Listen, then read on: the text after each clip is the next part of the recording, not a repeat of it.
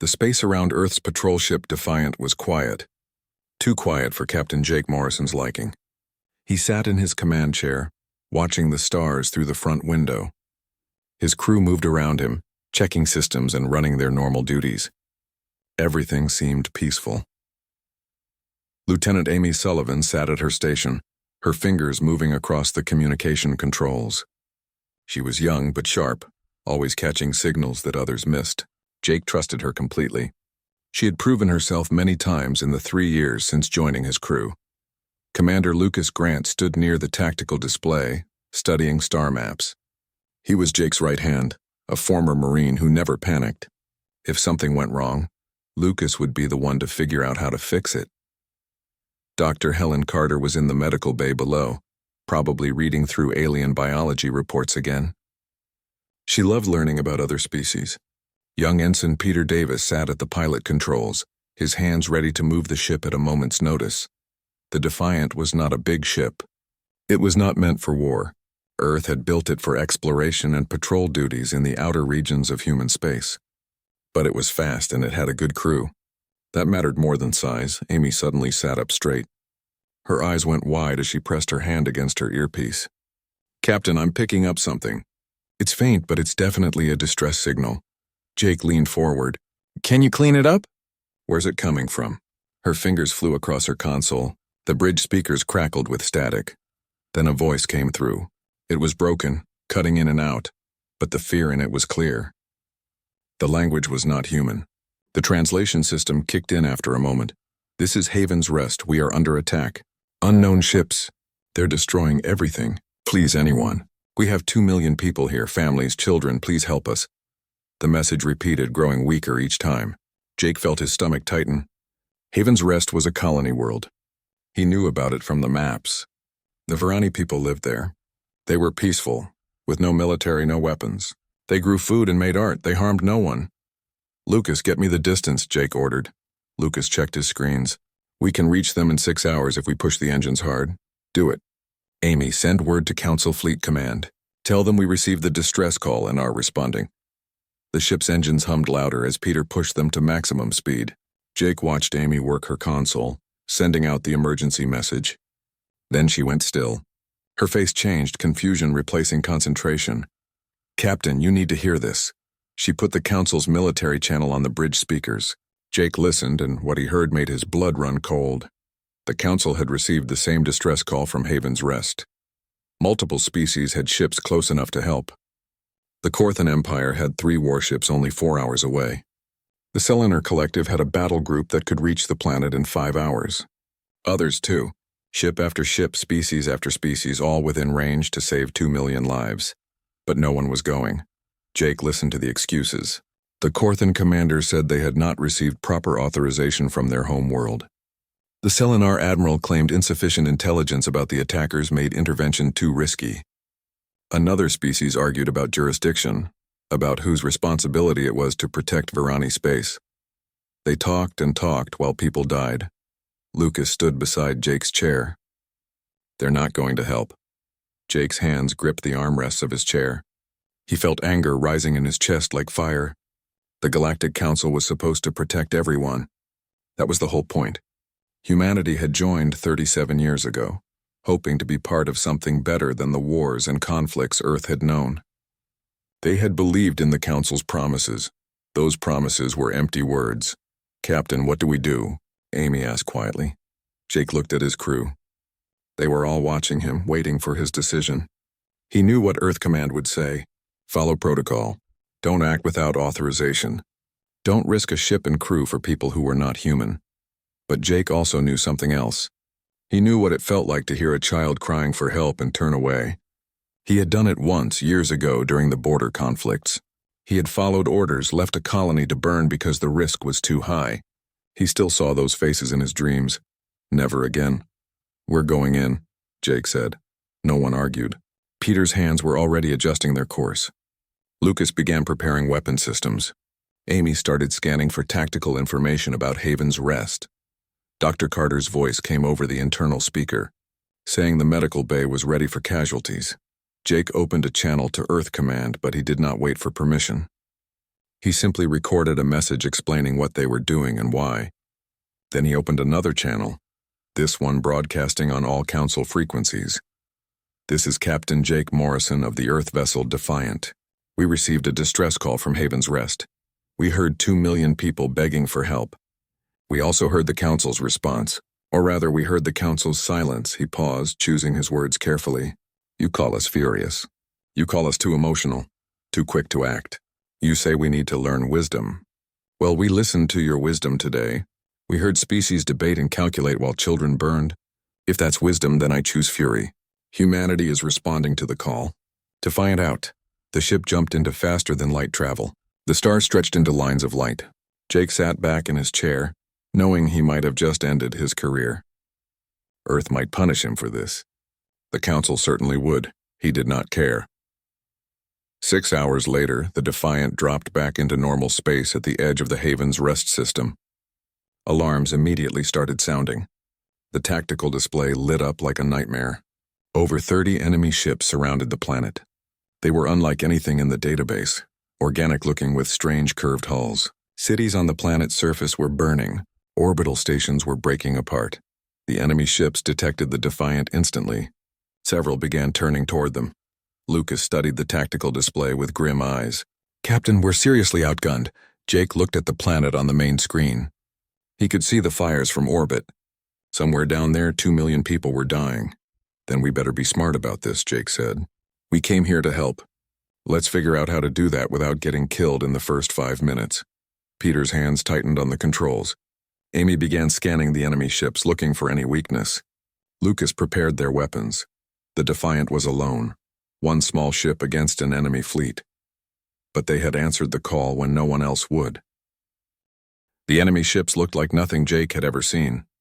They were dark, with surfaces that seemed almost alive, pulsing with strange light. Lucas identified them quickly from old rumors and legends that most council members dismissed. "They're swarm ships, Captain. The species everyone says doesn't exist." Jake had heard stories. Raiders from beyond known space who attacked in waves, overwhelming their targets with numbers. The council claimed they were myths, excuses that frontier colonies invented when they were careless with their defenses. Looking at the ships on his screen, Jake knew the truth. The swarm was very real. "We can't fight them head-on," Lucas said. "We need a strategy." Jake studied the enemy formation. The swarm ships were big and powerful, but they moved slowly. The Defiant was smaller, faster. "Hit and run. We strike hard, then get out before they can surround us. Peter, take us in through that debris field. The big ships won't be able to follow." The young pilot nodded, his face pale but determined. The Defiant dove toward the planet, weaving between chunks of destroyed orbital stations. Swarm ships turned to follow, but their bulk made them clumsy. Peter flew the Defiant like he was threading a needle, slipping through gaps that should have been impossible. "Fire," Jake ordered. The Defiant's weapons lit up the darkness. Their missiles struck a swarm ship's side, tearing into its organic hull. The enemy vessel reeled, leaking some kind of fluid into space. Before other swarm ships could respond, Peter pulled the Defiant away, racing behind a large piece of debris. Amy was broadcasting everything on open council channels. Every species with a receiver could watch one human ship, fighting alone against impossible odds. Jake wanted them to see. He wanted them to understand what courage looked like. They made 3 more attack runs, each one carefully planned. Lucas called targets. Peter flew. Their weapons struck true. But Jake knew they were only delaying the inevitable. They could not destroy 30 ships. They could only buy time, hoping that someone, somewhere, would see what was happening and decide to help. Then Amy's board lit up with new contacts. 3 ships dropping out of faster-than-light travel. Jake's heart sank. More swarm vessels would end this fight quickly, but Lucas was smiling. "Captain, those aren't swarm, they're human ships." Jake stared at the tactical display. A cargo hauler called Betty Lou, an explorer ship named Wanderer, and a mining vessel called Hammer. They were not military. They were civilian ships, barely armed. A woman's voice came over the radio, rough and confident. "Defiant, this is Captain Karen Price of Betty Lou. Heard your transmission. Figured you could use some company. We're not much, but seemed wrong to let you do this alone." Another voice, younger and nervous. "This is Wanderer. The Rodriguez family sends greetings. We've got our mining lasers charged and ready." A third voice, deep and grumbling. Hammer here. Name's Frank Butler. I'm probably crazy for being here, but what the hell? Let's give these ugly ships something to think about. Jake felt something tight in his chest loosen slightly. They were still outnumbered, still likely to die. But his crew was not alone anymore. Other humans had heard the call and come. Betty Lou, Wanderer, Hammer, this is Morrison. Glad to have you. Follow our lead and stay close. These things are tough.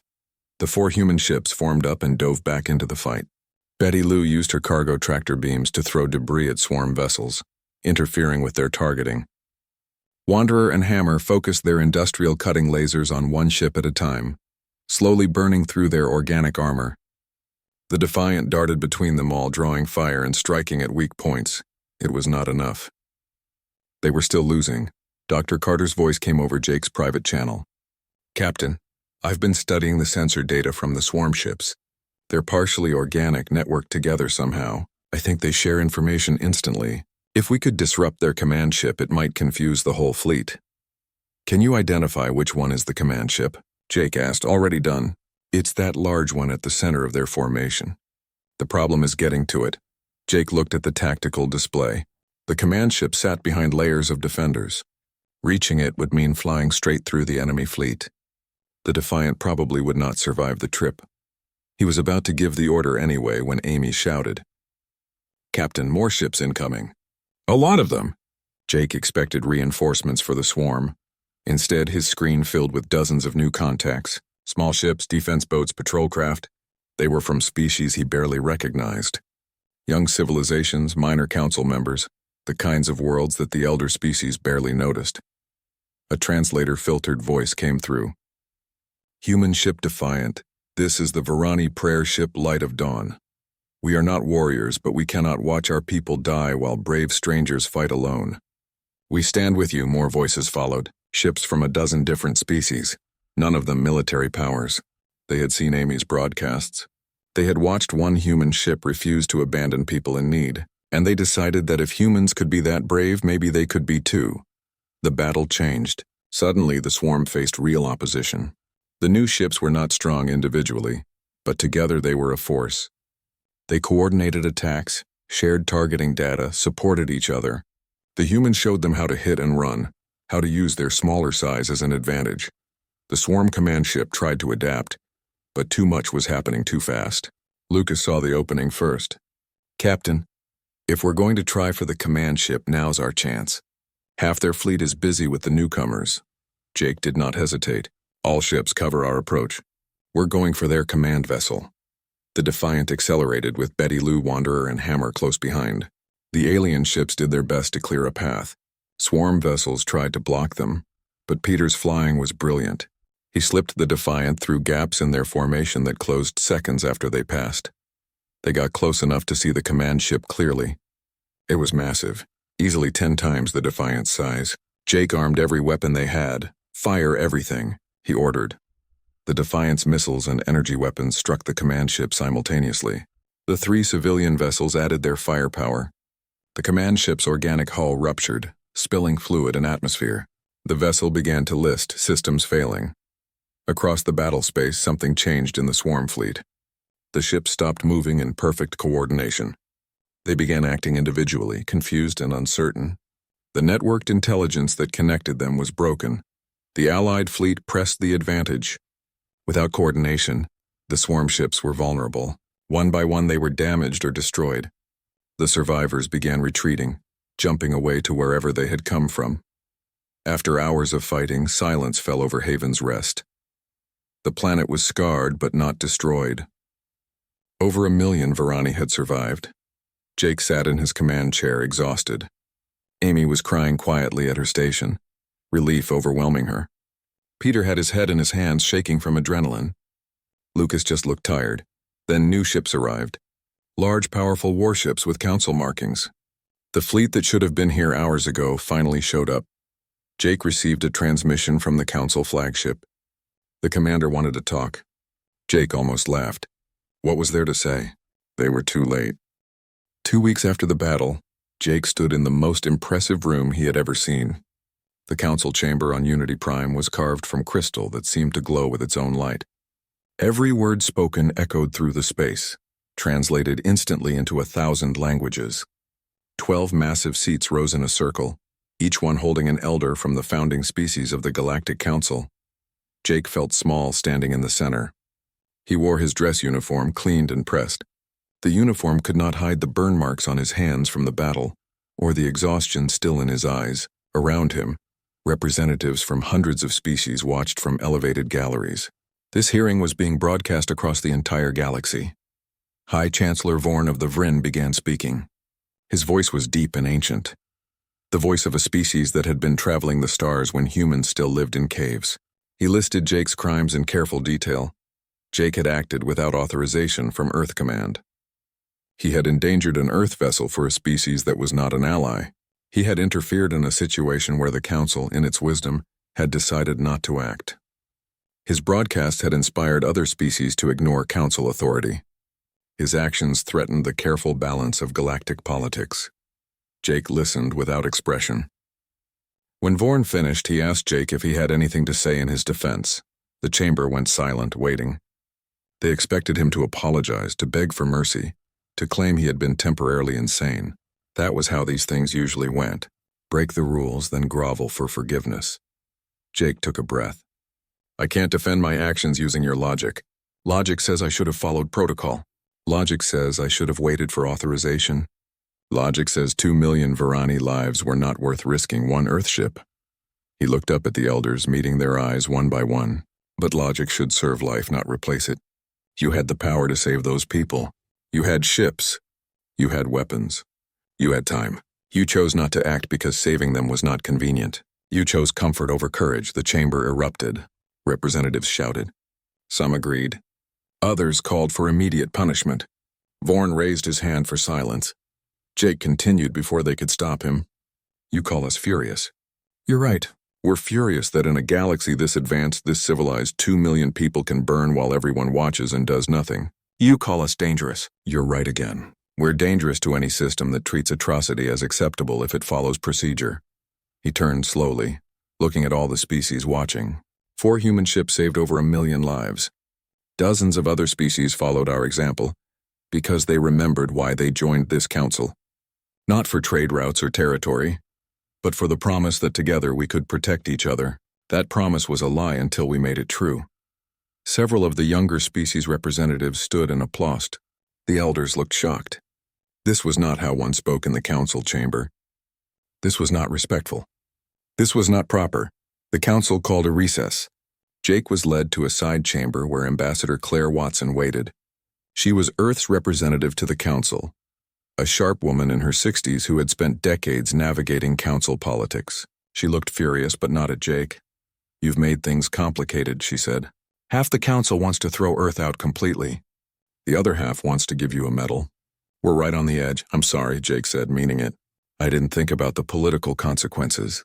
Claire surprised him by smiling. Don't be sorry. Do you know what's happened since your battle? 17 species have approached Earth for defense agreements. They don't trust the Council to protect them anymore. They want human ships in their space. They trust our dangerous emotions more than the Council's careful logic. She showed him reports on her tablet. Small species, young civilizations, worlds the Council considered beneath notice. They were all asking for Earth's help. The Council's attempt to limit human influence was backfiring. By doing nothing at Haven's Rest, the elders had shown that their protection meant nothing. Better to rely on humans who might be furious and reckless but who would actually show up. Before the council could resume, something unexpected happened. A delegation of Varani arrived at Unity Prime. They were not scheduled to speak, but they invoked an ancient rite called the Voice of the Saved. Any species that had been rescued from extinction could address the council directly. It had not been used in over 1,000 years. Elder Priestess Tan spoke for the Varani. She was old, her voice soft but clear. She described watching council communication channels as her world burned. She heard excuse after excuse while her grandchildren prepared to die. Then she saw one human ship arrive, followed by others who had nothing to gain and everything to lose. She turned to face the elders. You debate whether to punish Captain Morrison for saving my people. I have a question for you. Who punishes the species that chose not to come? Who holds them accountable for 2 million lives they could have saved? The chamber went completely silent. No one had an answer. The council debated for 3 more days. Jake waited, spending time with his crew. They were all staying at Earth's embassy, unable to leave until the council decided their fate. Amy was worried they would all be arrested. Lucas just wanted to go home. Dr. Carter spent her time meeting with other species medical officers, sharing information about the swarm biology. Peter practiced simulator flights, unable to sit still. Finally, the council announced its decision. Jake was officially reprimanded. He would have a mark on his record. The Defiant was ordered to return to Earth space immediately and was forbidden from entering Council core systems without specific authorization. But there was more. Any species that wished to contract with Earth for defense could do so without Council oversight. It was meant as a punishment, a way to keep dangerous humans away from the important core worlds. Trapped on the frontier with other minor species, the elders did not realize what they had just authorized. Claire explained it to Jake as they prepared to leave Unity Prime. They just legitimized everything you started. We can now formally defend the frontier worlds. We can build bases, station ships, create a real defensive network. They handed us the authority we needed.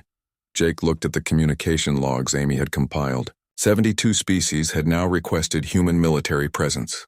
Earth's shipyards were receiving more orders than they could fill. The term furious humans had spread across the galaxy. On the core worlds, the elder species used it as an insult. But on the frontier, among the young species and minor worlds, it meant something different. It meant someone would answer when they called for help. Jake and his crew boarded the Defiant. The ship had been repaired, refueled, and resupplied.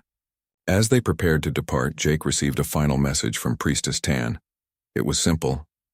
Thank you for teaching the galaxy that fury has its place. May your fire never dim. Jake sat in his command chair as Peter guided the ship away from Unity Prime. Lucas stood at his usual station. Amy was already monitoring communication channels. Dr. Carter was in the medical bay. They were going home, but Jake knew their work was just beginning. The frontier needed defenders, and humanity had just volunteered for the job. 6 months changed everything. Jake stood in the command center of Crossroads Station and barely recognized the galaxy around him. The station had been a small trading post when he first arrived. Now it was the unofficial capital of the Frontier Defense Initiative, a massive structure where 7 major trade routes met. Ships from 43 different species came and went every day. The Defiant was docked at one of the station's arms, undergoing routine maintenance. Jake's crew had become instructors, teaching other species the tactics they had learned at Haven's Rest. Amy ran communication drills. Lucas taught tactical formations. Even young Peter was giving flight lessons to pilots twice his age. Admiral Lisa Bennett commanded the FDI fleet from the station. She was a career officer, gray-haired and tough, who had spent 30 years defending Earth's colonies. When Earth Command created the Frontier Defense Initiative, she volunteered immediately. She believed in what they were building here. 15 new defense packs signed this week, she told Jake during their morning briefing. That's 43 species now. We're running out of ships faster than the shipyards can build them. Jake studied the star map on the wall. Each allied system was marked in blue. Together they formed a network across the galaxy's edge, thousands of inhabited worlds that the Council had considered too unimportant to protect properly. Now they protected each other.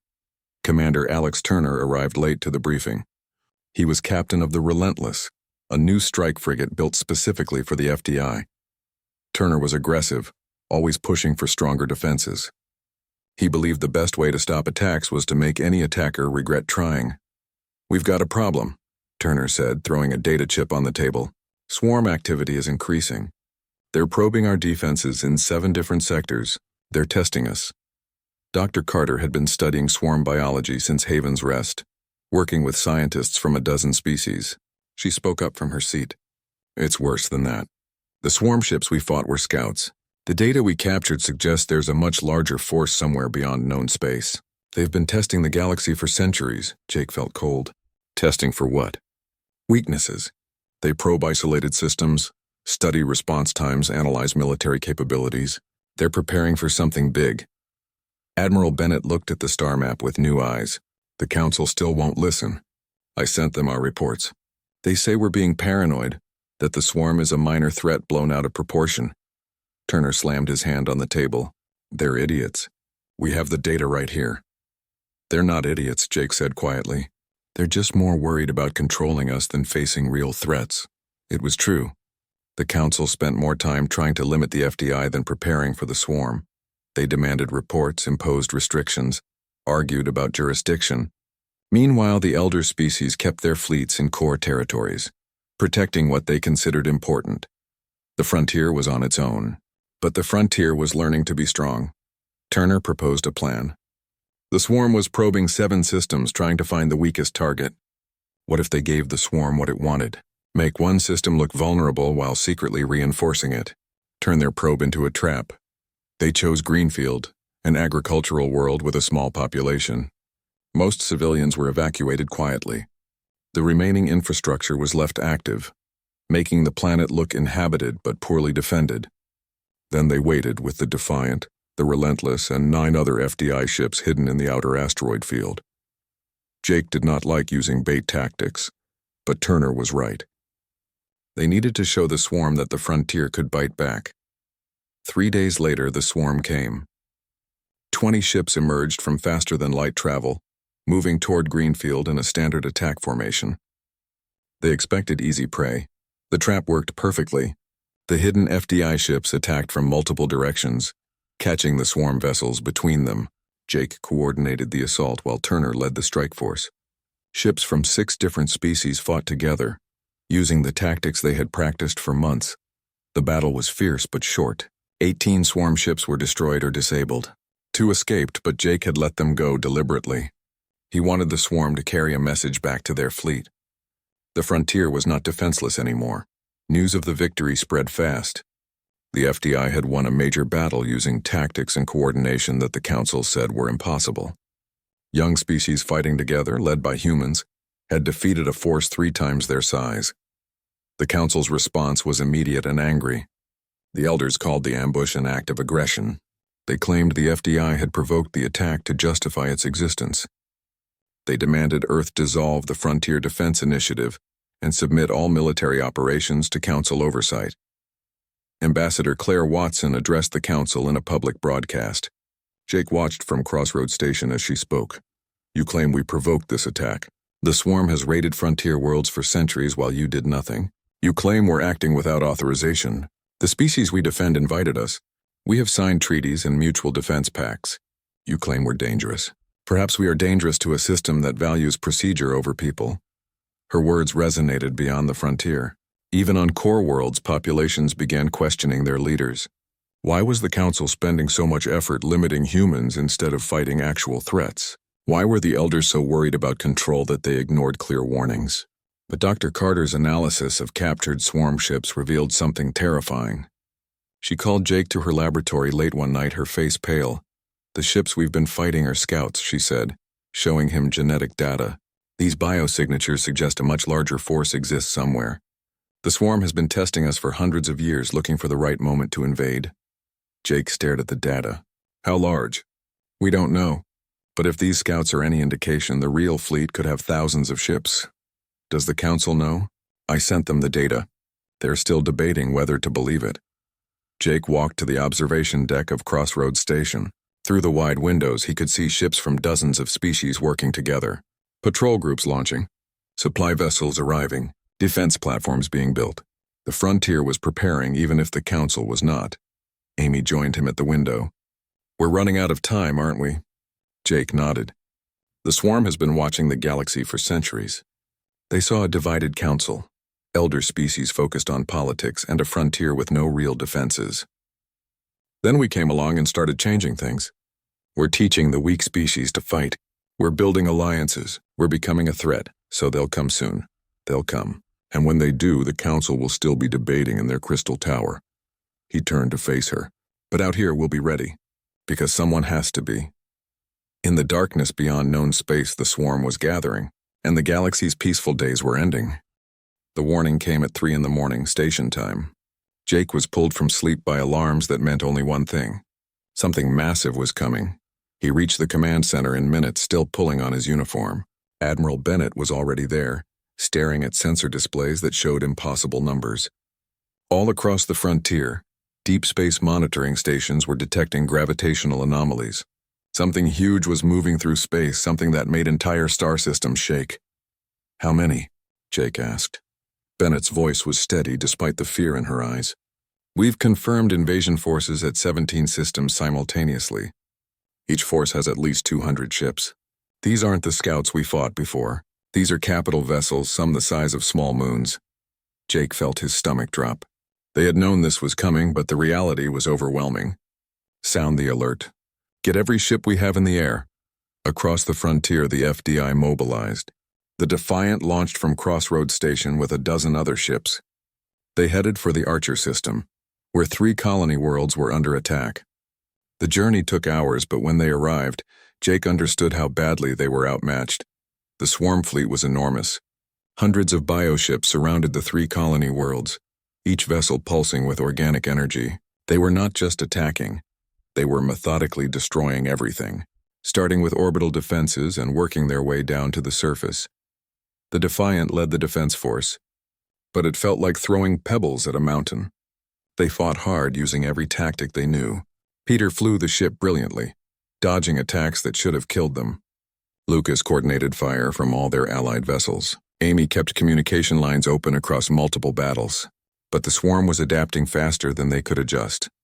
At New Dublin, Commander Turner and the Relentless held the line alone, while civilian ships evacuated the planet. His ship took massive damage, but Turner refused to retreat. His final transmission to Admiral Bennett was simple. "Someone has to be the wall. Today it's us." The Relentless charged directly into the center of the swarm fleet, its reactor set to overload. The explosion destroyed 20 enemy ships, but it also killed everyone aboard. Turner and his crew were gone. On Unity Prime, reality finally broke through the Council's denial. The swarm was not attacking just frontier worlds anymore. Multiple core systems reported incursions. The Elder Species' powerful fleets were scattered across their territories, designed to defend individual systems but not to coordinate across the galaxy. High Chancellor Vorn did something unprecedented. He contacted Earth directly, speaking to President Nathan Cole. Jake heard about the conversation later from Ambassador Watson. Vorn had said 3 words that must have cost him everything. "We were wrong." The Council asked Earth for help, asked the furious humans to save a galaxy that had spent years trying to contain them. President Cole's response was immediate. "We already are." For the first time in galactic history, Council forces and the Frontier Defense Initiative began coordinating. Admiral Bennett took overall command, not because the Council wanted a human in charge, but because no one else had experience leading such diverse forces in real combat. Jake and the Defiant became the spearhead of the combined fleet. Elder Species brought massive warships with powerful weapons. Humans brought tactics and flexibility. Younger species brought knowledge of swarm behavior learned through hard experience. Dr. Carter, working with scientists from 19 different species, discovered the swarm's weakness. The bioships were connected through quantum entanglement, allowing instant coordination across vast distances. But the system required central command nodes to anchor the network. Destroy the nodes and the entire fleet would lose cohesion. The problem was finding them. The command nodes hid behind layers of defenders, deep in swarm formation where no ship had survived. Jake volunteered the Defiant for the mission. He knew it was likely suicide, but someone had to try. His crew did not argue. They had come this far together. If this was the end, they would face it the same way. The final battle gathered near the edge of known space.